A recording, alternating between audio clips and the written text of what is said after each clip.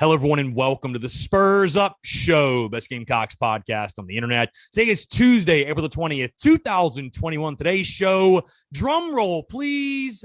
We are officially handing out some grades and awards in our mid-season report card and awards show for the 2021 Gamecocks baseball season. Believe it or not, we're already at the halfway point. 15 SEC games in with just 15 more to go, guys. Like I said, I'll hand out first my grades for the Gamecocks pitching, hitting, fielding, coaching, and their overall. And also, we've got some awards to give away, some hardware, including the Golden Scythe Award, the Michael Roth Award, Scott Wingo Award, Freshman of the First Half, the Moores Mihi Lucrum Award, the TSUS Mid-Season MVP, guys. Tons to give away, tons of hardware to hand out. Also, news and notes to get into, including capacity expanding at Founders Park. The Rowdy Roosters' voices have been heard, and they will be packing out the stadium this weekend when Arkansas comes to town. Guys, we got a lot to get into, an exciting show here on a Tuesday, and it's all brought to you by our friends over at Upstate Movers Group. Guys, Upstate Movers Group, superior moving service. They bring care and attention the companies can't offer because they're just too busy maintaining trucks and profiting off of them instead of focusing on service. Guys, service is what separates Upstate Movers Group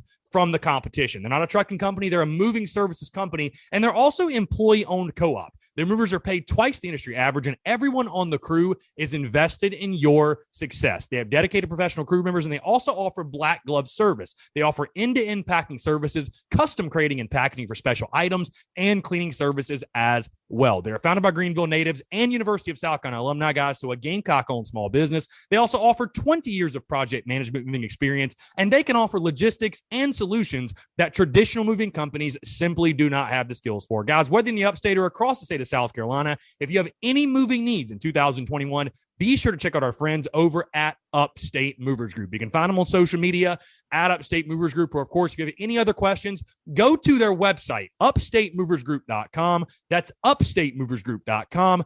Be sure to check them out and tell them Chris from the Spurs Up Show sent you. Let's get it.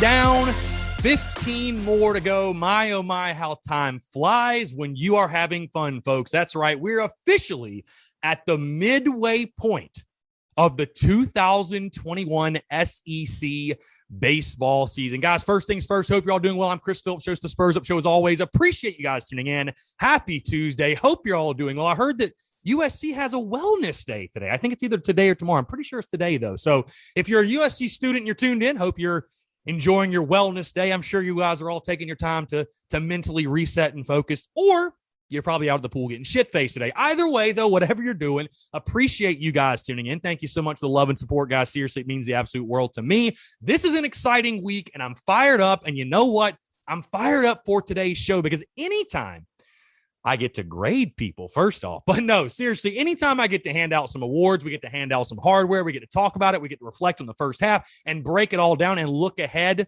to the second half of the season, guys, it's always a fun time. And you might be saying, Chris, it's not the halfway point of the season. We're past that. Well, guys, we're at the halfway point of the SEC season, in case you didn't know. 15 games down, 5 SEC series in the books. Gamecocks sit at 10-5 right now. 5 more to go. And I figured, you know what?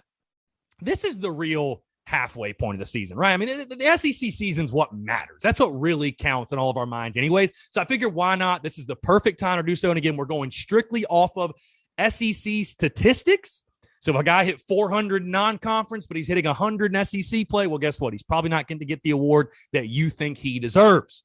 But again, very excited. Appreciate you guys tuning in here on Tuesday, guys. I got a lot to get into, a lot to break down. I'm excited to be chatting with you guys again. So much going on this week. Content bleeding out of the eyeballs, podcast all week, Daily Crow all week, guys. I'm fired up. Let's go ahead and dive right into it. Without further ado, let's start first. We're going to go through the grades first. I'm going to grade each individual portion of Gamecocks baseball for you over the first half, and then we will get into, drum roll please, our award show. All right, let's start with the grades, guys. And first thing, we're going to start on the bump, my favorite place, the Gamecocks pitching staff. And we saw it in the non-conference, the arms on arms on arms on arms. And that's what I talked about all preseason long. I felt really good about this Gamecocks pitching staff in the sense this was the most depth you had had in a long time when it came to competing realistically weekend after weekend after weekend. Because in the SEC, you need guys, you need dudes, you need pitching depth. And again, I thought for the first time in a while, you truly had that pitching depth to compete. Well, the statistics reflect that also. In SEC play, this team through 15 games has a 3.48 ERA, one of the best in the conference. But these are the stats, guys, that really stick out to me most. Okay? These are the stats that stick out to me most.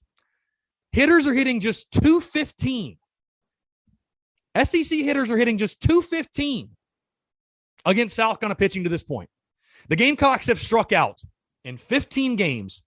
The Gamecocks have struck out 177 batters. Over 10 strikeouts per game against the best hitting competition in the country. Oh, by the way, they've also only walked 56 guys in those 15 games. And what's crazy about all these statistics, you take a look at your starters and you start taking a look at guys' records, if you will. Will Sanders sits there with a 3-0 record. Brett Carey, 2-0. Brandon Jordan, 3-1. You've done all of this with your ace Thomas Farr in SEC play, 0-3 with a 4.85 ERA. Imagine what this pitching staff is going to be like once he gets going. But overall, top to bottom, I feel like a broken record because I've said it over and over and over again every single weekend, and I feel the same way. I feel confident going into every single week. And listen, you're 10-5 for a reason. Your pitching has given you a chance to win each and every single time you've taken the field. Even starting with Vanderbilt, all the way back to the first SEC series. Your pitching has constantly given you a chance to win. And, and especially these last 3 weekends. We've talked about South Carolina, of course, losing game 1, coming back to win games 2 and 3. And the hitting's been inconsistent. And at times it's been there, at times it hasn't. What's been the constant with this ball club? The pitching has been there. And I'll be honest with you guys, I know Thomas Farr has not been great, and certainly the numbers jump out at you, right? With, again, a 4.85 ERA, right? Still looking for his first SEC win, but a 4.85 ERA. Even with that being said, though, guys, I'm going to give the pitching staff, the pitchers at the midway point, I'm giving them an A+. I don't think the pitching, I don't think there's anything more you could have asked this pitching staff to do to this point in the season. Because even with Thomas Farr, guys, we've talked about, he has not pitched that bad. 5 innings, 2 earned runs at LSU in his last start. Yes, he's had some rocky starts. You think of Florida, you think of Mizzou, but he pitched well at Georgia. He pitched well, he battled Kumar Rocker. I mean, yes, he's been inconsistent. He has not been great. But I still feel good personally about what Thomas Farr can give you in that Friday spot. But overall, top to bottom, you think about your starters, what they've done. Also, the bullpen. I mean, Brett Carey's got a 2.65 ERA. Got 2 saves on the year and 2 wins. Andy Peters has been phenomenal for you. 14 strikeouts in 9 2/3. Danny Lloyd has come into his own. A guy that I've talked about I feel like I've been breaking this guy down forever. That if he could ever just get the confidence and fill the strike zone, he's got as good a stuff as anybody on this staff, and he's shown that of late. 2.7 ERA in 4 appearances. Jackson Phipps for a freshman has done well. Jack Mahoney for a freshman has done well. Julian Bosnick has given you – guys, Julian Bosnick has thrown 10 2/3 innings, has 21 strikeouts. In SEC play, guys are hitting just 195 against him. And I think the big thing is this. You've really found a nice combination, and you've really established roles to this point in the season. You've really done a really, really good job doing that, in my opinion. So overall, like I said, through 15 games, there's really not, we can nitpick, we can split hairs. There's just not much more I could have asked this pitching staff to do at this point. I think they've given you everything you could have asked for and more. And for that reason, I give the Gamecocks pitching staff the grade of an A+ at this point, at the midway point of the SEC season. Let's move into the batter's box and talk Gamecocks hitters halfway through the SEC slate.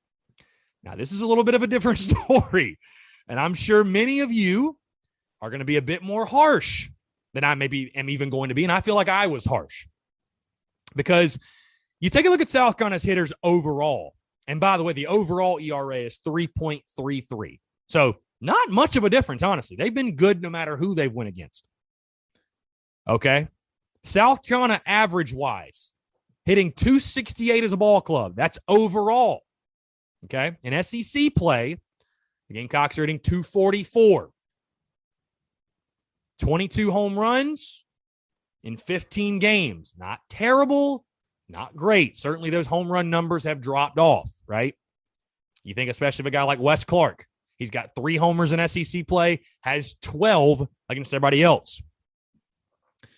And, which, by the way, here's something interesting. The Gamecocks are 7 for 7 in stolen bases. Who'd have thought that? Who would have ever predicted that? Batting 1,000 when it comes to stealing bags. Maybe we should do it more often. But this is a lineup that, like we've said time and time again, it's going to be really ugly at times. It's going to be frustrating at times. And South Carolina has the same problem that basically every other team in college baseball, at least in the SEC, has. Most teams in this league have arms to keep them in at every single game and every single weekend. It's just, do the bats show up? And do they show up consistently enough? You look back at the first half. I mean, it's been a mixed bag. There's no question. I don't think there's been a single weekend that I look back and say, man, the bats just swung it well all 3 games. Vandy, we obviously know what happened at Vanderbilt with Kumar Rocker and Jack Leiter. Florida, I would say that's the best you've looked over a 3-game stretch. And, of course, you swept, but pitching was also dominant. I think to Georgia, you didn't swing it particularly well Friday. Came back Saturday, Sunday. Really copy-paste for Mizzou series. Really copy-paste for LSU. And, hey, LSU, we all know the story. It took you to the 7th to get it going. And, of course, game 3, you just kicked that ass. But so it's been very much a mixed bag. And it's been kind of funny to watch fans' reactions back and forth. At one moment we're terrible, one moment we're great. And that's kind of how you felt. There's been moments where you're like, God, this lineup just can't figure it out. They can't hit anything. And then there's been moments where you're like, man, we just hit everything. We're great. But this is still, I still feel confident about this lineup in the sense this is a lineup top to bottom, 1 through 9, can beat you with the long ball. We saw them at Georgia. 7 of 9 guys in that weekend went yard. Everybody in this lineup basically can go deep. Since then, we've seen Brendan Malone go yard. We've seen George McLeod go yard. So really 1 through 9 can take you deep. It's just, does it show up? Because consistency is the question with this group. It's not talent. It's not ability. It's consistency. And there's been a few guys, you've got 2 guys right now hitting over 300 in SEC play. Those 2 guys are Colin Burgess and Brady Allen. Following them, you've got Dave Minham at 269, Andrew Eister at 255, Braylon Wimmer at 250, Josiah Seitler at 220, Wes Clark at 200, and George Khalil at 200. Then you drop off into Brendan Malone at 182, and then a bunch of guys that don't have that many at-bats. But overall, I think there's still a lot of talent and a lot of ability with this group, but consistency is going to be the question mark for the second half. I'm giving the hitters a C+ for the first half of the season, for the SEC season. And you might say to yourself, Chris, a C+, I mean, we're 10-5. We've done enough. But I think when you look at ability and what this lineup can be and what they can do, we're talking about a lineup. Let's take a look at strikeouts, 150 strikeouts in 15 games, averaging 10 a game. That's still a little high. It's a little higher than you'd like. Slugging 436, not bad. Again, 22 homers. Is this a lineup that lives and dies by the home run? Maybe a little too much. That is the one thing that concerns me about this group, that maybe we rely on power a little bit too much at times. But hey, when it clicks, it's fun to watch. So we're really going to see what this lineup can do in these last 5 series, which I'll break down a little bit more a little bit later and who you're facing. But I give a C+ to the hitters for the first half. I think overall, hey, they've done enough to win you ball games with excellent pitching. I'd like to see a little bit more, though. Let's move into fielding. Overall, I think the Gamecocks have been good in the field. I mean, there have not been many blunders that you can think of that are really noteworthy. I mean, probably the funniest moment of the first half, which I didn't make this an award. But I probably should have. Probably the funniest moment of the first half, and we can laugh about it now because it didn't matter, was Jeff Heinrich just completely eating shit, tripping over the pitcher's mound and dropping that pop-up, which shouldn't have been his ball, by the way, so I don't totally blame him, but that was hilarious. But there's been more, in my opinion, spectacular plays than there have been blunders, if you will. You know, we all think of Brady Allen, what he's done in center field. We think of George Khalil ho-hum. We think of some of the plays Jack Mahoney made at third the one night he played. You know, you think of Braylon Wimmer at second base. You know, I think of Andrew Eister out there. I think of Colin Burgess, what he's done defensively. Overall, I think the fielding has been good, and for that, I give the fielding as a whole, an A- for the Gamecocks. And we've got numbers to back it up, too. For SEC Games South Carolina fielding, 973.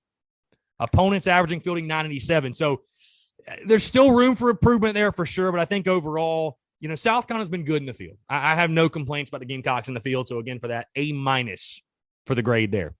Let's move into coaching. Now, this one's debatable. This one's interesting. I'm sure many of you are going to be very tough on Mark Kingston. Some of you much tougher than others.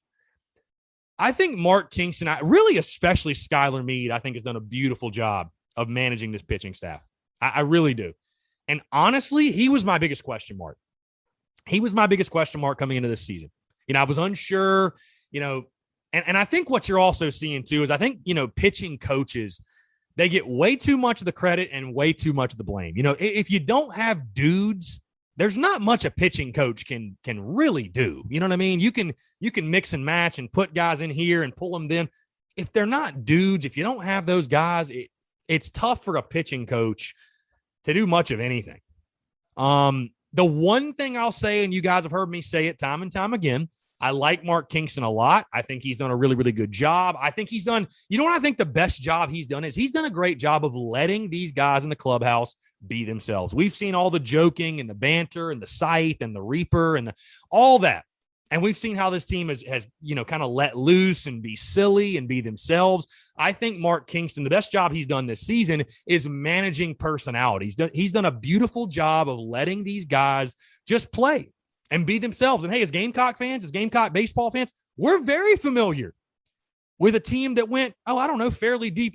They won the national championship that had that same type of characteristic. When you think of the characters like Michael Roth and, you know, him leading the charge with the antics, you know, and I think certainly he said this too. They haven't let it get too far or too out of hand, but he's letting the guys be loose and be themselves. Now, what I'll say about Mark Kingston, I've said this before, I'll say it again. Sometimes I do think maybe he overthinks the situation a little bit. You know, back-to-back weekend series, you've had a Friday night where you've had a questionable coaching move that did not pay off. Am I going to say it cost you the whole game? No, I'm not. But you just leave yourself open to criticism when you start Jack Mahoney at third base, you put George Khalil in the 2-hole, and you lose the ball game. People are going to point to that decision and blame you. So I think with Mark Kingston, keeping it simple and thinking less, maybe. I mean, Mark Kingston knows more baseball than I do, certainly. But that's maybe my one knock on him. Overall, though, coaching, I think the guys have done a great job. I'll give them a B+. A B+ for the coaches. Especially you think, hey, Mark Kingston really sparked what we've seen. He sparked this 10-5 record, getting tossed at Vandy. I mean, hey, you can say what you want about Mark Kingston, but him sticking his neck out for his guys and defending his dudes, I mean, that sparked a turnaround in this season. There's no question. That's arguably one of the biggest moments of the first half of the SEC season is when Mark Kingston got tossed in Nashville. So overall, I give the coaching a B+, really solid job from the guys this year. And that moves me into my overall grade for the first half of the SEC slate. And I got to be honest, guys, I don't have a lot of complaints. If you'd have told me at this point in the season, we'd be going into Arkansas at 10-5, I would have taken it gladly. I would have gladly signed up for it. I picked in the preseason 16-14. You're only 6 wins off that mark with 5 series to go. I'd say you're on a pretty good little pace for that. But 10-5 thus far, I think you have a lot of talent on this team. Are you a perfect ball club by any means? No. And nobody is at this point. Nobody is. Everybody's still trying to get better. Everybody's still working to figure things out and tinker with things and mess with things and all that. So you're not a perfect ball club by any means, but the chemistry of this team, the win anyway, the battle, the fight within this ball club, and you've seen it produce on the field, and you see the record at 10-5, guys. I don't have a lot of complaints. I think overall, all parties involved did a pretty damn good job. Like I said, I know we'd all like to see more consistency out of the bats, but outside of that, I think it was a successful first half. Again, 10-5, I don't know how you could complain about that. Certainly, we could nitpick, we could split hairs and say, oh, you should have swept Georgia, or you should have swept Mizzou. And, hey, you're not totally wrong in some of those arguments, but when you factor in who you played, at Vandy, Florida, at Georgia, at LSU, when you factor that in, I'd say 10-5 is pretty damn solid. So if the overall grade for me, I'm going to give this Gamecocks ball club an A. I have no complaints. I have no issues. Like I said, I think an A is a very well-deserved grade. I think it was a successful first half of the season. 10-5, guys. The record speaks for itself. Hey, you are averaging winning every single series you play. You are averaging winning 2 out of 3 every weekend. And if you do that, and if you let's say you finish 20-10, God forbid, you do that, yeah, guess what? You probably win the conference. You probably win the conference at that point. So sign me up. I'll take it. So overall grade A. Good job, fellas. Very nice. And with that being said, drum roll, let's move into the TSUS Mid-Season Awards Show. I'm very excited for this. We've got a lot of fun awards to hand out. And I thought about starting with TSUS Mid-Season MVP, but I'm going to move that all the way down to the bottom. The last award I give away. Save some dramatics. But officially, folks, I'm wearing my tuxedo right now. Just like the ESPYs were on national TV. No, I'm just kidding. I'm in a T-shirt and shorts. But either way, the TSUS Mid-Season Awards Show for Gamecocks baseball. Let's start with arguably, this award might be more sought after than the Mid-Season MVP Award, just for the name alone. This one or another one, I think that would be debatable. The Golden Scythe Award. The Golden Scythe Award, which goes to the top Gamecocks hitter in SEC play. The Golden Scythe. Who will take home the Golden Scythe? And I know many of you, without doing your research, will jump to, Wes Clark. Got to be Wes Clark. Got to be Wes Clark. Well, it's not Wes Clark. Not going to lie. As much as I want to give it to Wes, and I love you, Wes, if you're listening, hitting 200 with 3 homers, 9 RBIs. Hey, does have, by the way, I do want to give a kudos to Wes, though, because I know a lot of people right now are trying to pile on him. Oh, he's in a slump. And I know he's in a slump, right? He'll get back. Good hitters will hit. I think he's going to have a big second half. Highest OBP on the team through the first half of SEC play at 379. He has drawn 12 walks. The next highest, you've got about 3 or 4 guys tied with, George Khalil is next with 8 walks, which is very surprising. But 12 walks, but 379 on base percentage. So I want to give Wes some credit. But the Golden Scythe Award, which goes to the top Gamecocks hitter in SEC play. And guys, I feel like I'm going to be calling his name a lot. I know I'm going to be calling his name a lot. But I got to give it to him. This dude has blown up, slugging .636 in 66 at-bats through 15 SEC games. He has hit 6 home runs, has 17 RBIs, hitting .303 for the Gamecocks. By the way, he's also 4 for 4 in stolen bases. None other than Gamecocks center fielder Brady Allen. Brady Allen, come on down, receive your award. The Golden Scythe goes to Brady Allen. This dude is absolutely blown up. I talked about him all preseason long, guys, and just the type of player, the type of hitter he is. In that leadoff spot too. He has served. It goes beyond statistics for me. He has served as such a great leadoff hitter for South Carolina. Now, that's an important role. That's a really important role. You're the guy that sets the table. You set the tone for the game. And I've said it many times this season.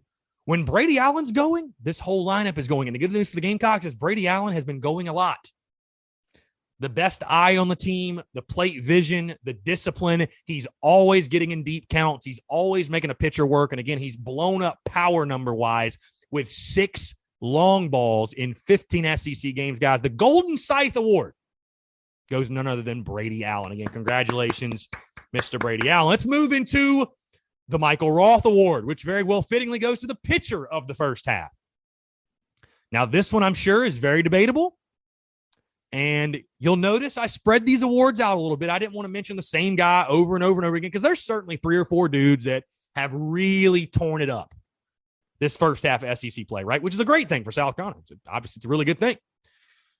But this award goes to a guy that especially over the last 3 weekends has pitched in huge, huge baseball games.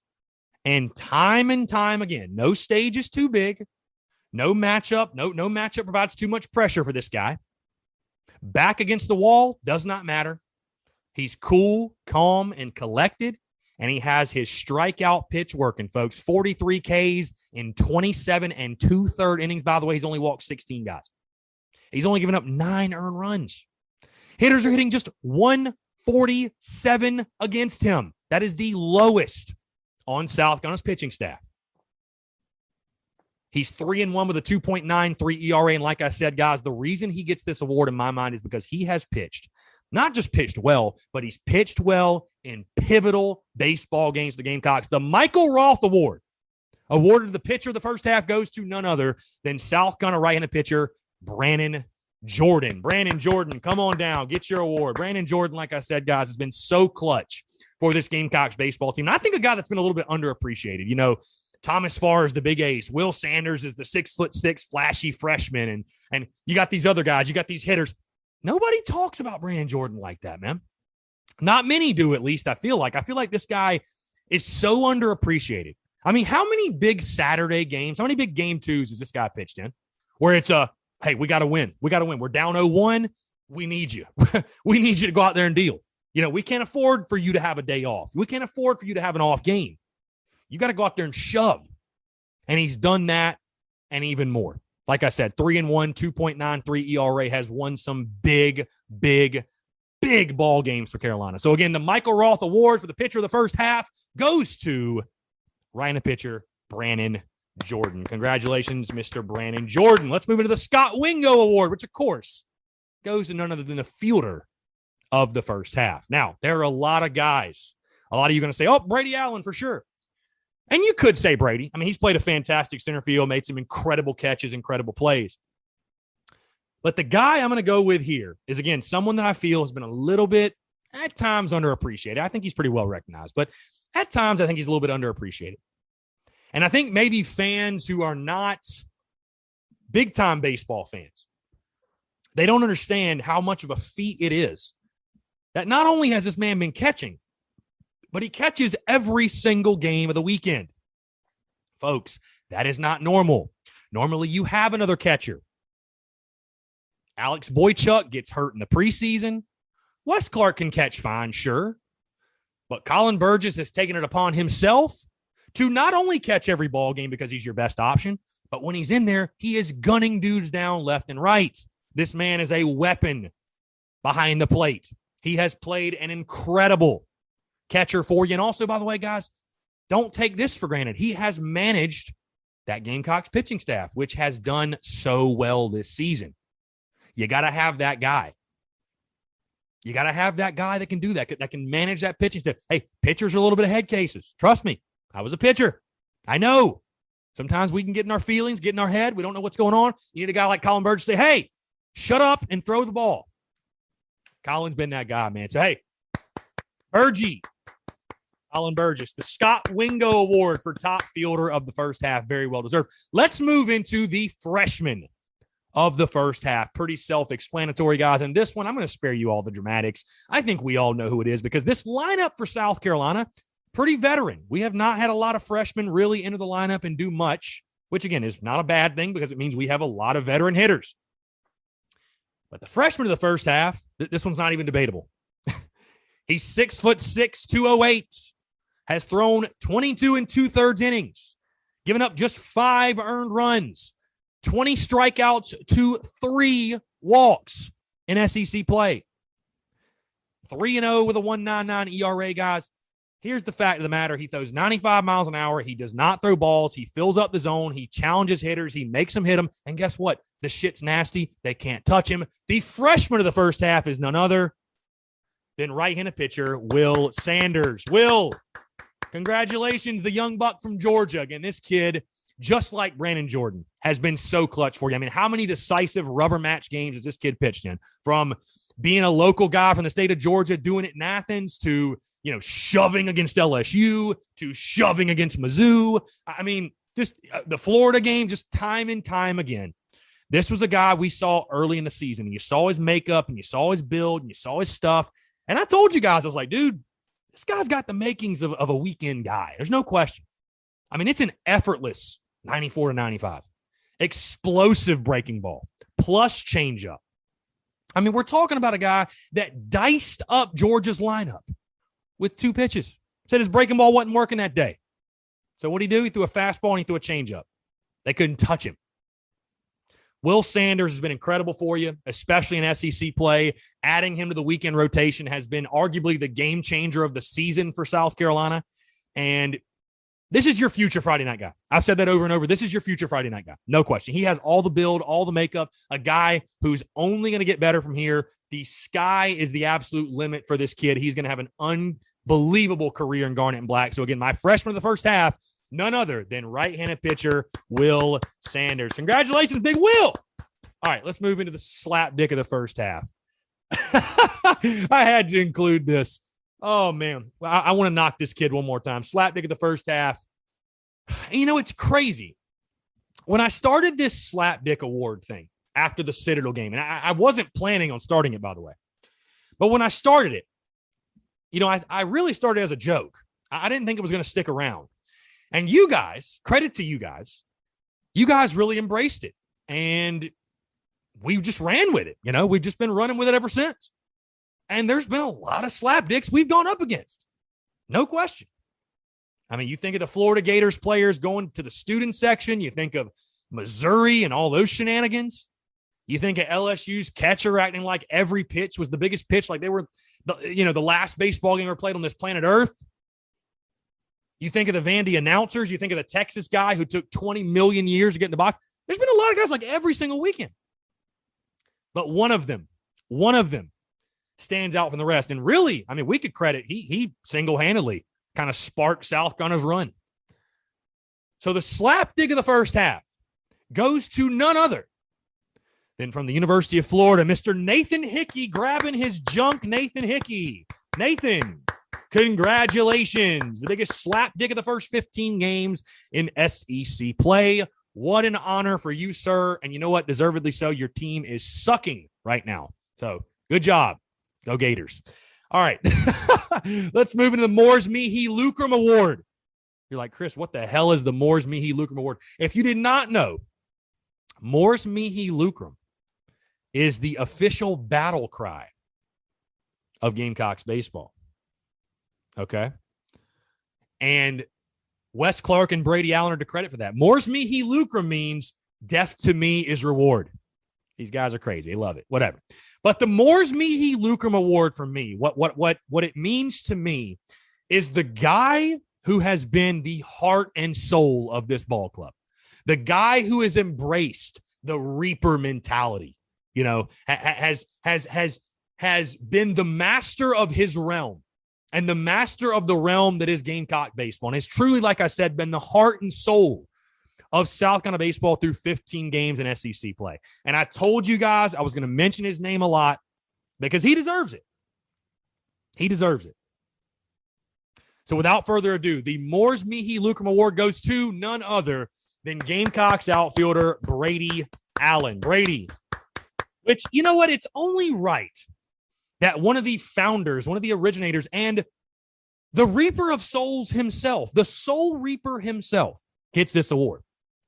And Brady has certainly backed it up on the field, man. Like I said, we can talk statistics and break all that down, and that all looks great and dandy, and it looks awesome. It really does.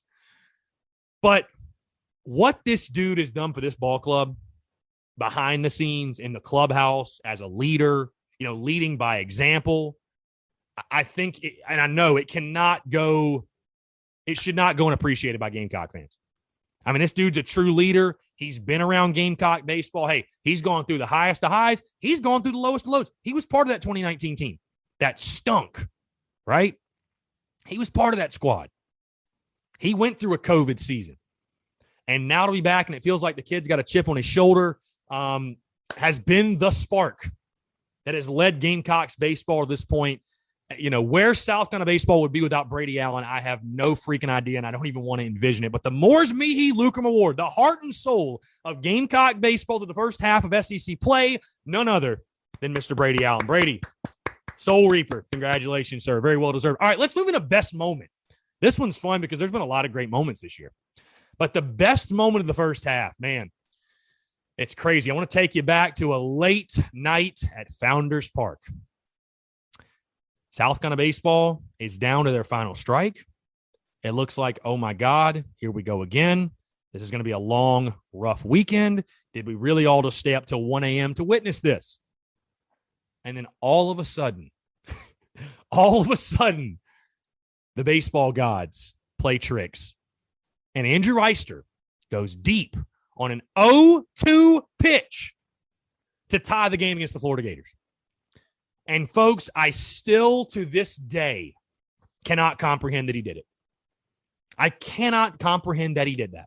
And then to follow it up with the sequence of Jeff Heinrich, little bloopity bloop single up the middle, and then Burgie barrels, does it again, right center gap, bullpen goes nuts, Heinrich comes around to score. That entire sequence, because you know what I had? It's funny, I had written down the best moment was just the Colin Burgess walk-off. But really what made it so awesome, and even going back to the top of the inning with Nathan Hickey grabbing his junk, you got to go all the way back to that. That entire sequence of events, no doubt, in SEC play, that was one of the greatest moments I've ever experienced. That Andrew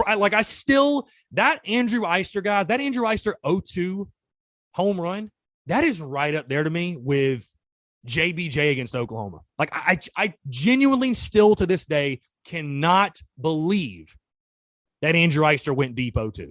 I can't believe it. I can't. Backside to Oppo. Nobody loves going Oppo more than Andrew Eister. It's just hard to fathom almost. So again, best moment of this season. Congratulations, hey, to all parties involved. Andrew Eister, Jeff Heinrich, and Mr. Burgie Barrels himself for taking down the Florida Gators on a crazy Friday night that none of us will ever forget at Founders Park. Incredible stuff. All right, finally, guys, before we wrap up, of course, last but certainly not least, the TSUS Mid-Season MVP. And I feel like I've given it away at this point. I've mentioned his name so much. So without further ado, the Soul Reaper, come back down. Mr. Brady Allen, dude, you got to give the hardware to the guy that deserves it. And, like I said, I've said his name a lot. I've said his name a ton. But when you just look at this guy, what he's done, off the field from a leadership perspective, on the field at the plate, in the field in center field, the plays he's made, I just think overall, man, South Carolina baseball is nowhere near where they are right now without Brady Allen at the top of their lineup in center field and leading their guys in the clubhouse. I think he's honestly probably one of the most undervalued players in this conference. Does not get talked about nearly enough. Again, we can look at the numbers. He's blown up 6 homers, 17 RBIs through 15 SEC games. The numbers speak for themselves, but the impact he has had on and off the field, I just can't say enough about it. So again, my TSUS Mid-Season MVP goes to none other than Gamecocks outfielder and do-it-all man, by the way. The do-it-all Soul Reaper himself, Brady Allen. Brady, just take all the hardware home, man. Brady Allen now has bragging rights in the Gamecocks dugout until the Arkansas series this weekend. So good on you, Brady. Good on you. All right. Before we wrap it up, guys, that's going to do it. That's going to do it for the grades and the awards. A fun show today, right? Really fun show. I'm obviously amped up, fired up, feeling good. Before we wrap it up, and I'll tell you one of the reasons I am, because right before we came on, we had a couple of news and notes for you. And one of the reasons I'm so excited, The Rowdy Roosters got some very, very, very good news on Monday afternoon as Gamecocks baseball at the University of South Carolina expanded capacity at Founders Park to 3,350 fans. Hey, you know what? It's not 100%, but we're not going to complain at this point. So, and that begins, of course, for Thursday against Arkansas.